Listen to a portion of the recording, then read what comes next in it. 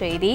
தனது ஒட்டுமொத்த சொத்தையும் வங்கிகளில் அடமானம் வைத்து சுமார் 4 கோடிக்கும் மேல் ஜெயக்குமார் கடன் வாங்கியது விசாரணையில் அம்பலமாக இருக்கிறது.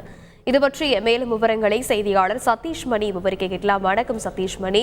இவ்வளவு ஒரு பெரிய தொகையை வாங்குவதற்கான முக்கிய காரணம் என்ன? அப்படி கடனாக வாங்கப்பட்ட தொகையை எதற்காக அவர் செலவழித்தார்? நெல்லை மாவட்ட காங்கிரஸ் தலைவர் வழக்கை போலீசார் தீவிரமாக விசாரித்து வருகின்றனர்.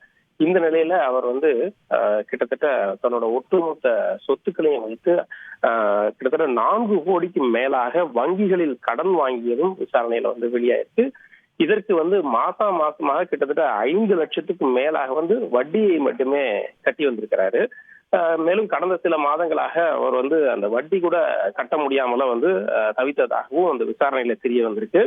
இந்த கடனும் மற்றும் வட்டியை சரிவர கட்ட முடியாம தவித்து வந்த நிலையில வங்கிகள் கடனை சரிவர கட்ட முடியல அப்படிங்கிறதுக்காக ஏலம் வரும் நடைமுறையை பரிசீலித்து வந்ததும் இந்த போலீஸ் விசாரணையில தெரிய வந்திருக்கு. கான்ட்ராக்ட் உள்ள கிட்டத்தட்ட அவர் இது வரைக்குமே அவரோட அந்த எடுத்த கான்ட்ராக்ட் குறித்து விசாரணை நடத்திய போது 2 கான்ட்ராக்ட் மட்டும் தான் எடுத்து அவர் நடத்தி இருக்கதும், அது மட்டும் இல்லாம வேற எந்த தொழிலும் அவரும் தொழிலையும் பெருத்த நஷ்டம் ஏற்பட்டதும் தெரிய வந்திருக்கு. மேலும் கிடைத்த பணத்தை அரசியலில் செலவிட்டாரா, அது செலவிட்டதற்கான காரணங்கள் உண்மையா என்பது குறித்தும் போலீசார் தீவிர விசாரணையில நடத்தி வராங்க. அவரோட கடைசி இந்த இறப்பதற்கு முன்பாக வரை அவர் கடுமையான ஒரு நிதி நெருக்கடியிலும் கடன் சுமையிலும் இறந்து வந்ததும் போலீஸ் விசாரணையில தெரிய வந்திருக்கு. விரிவான விவரங்களுக்கு நன்றி சதீஷ் மணி.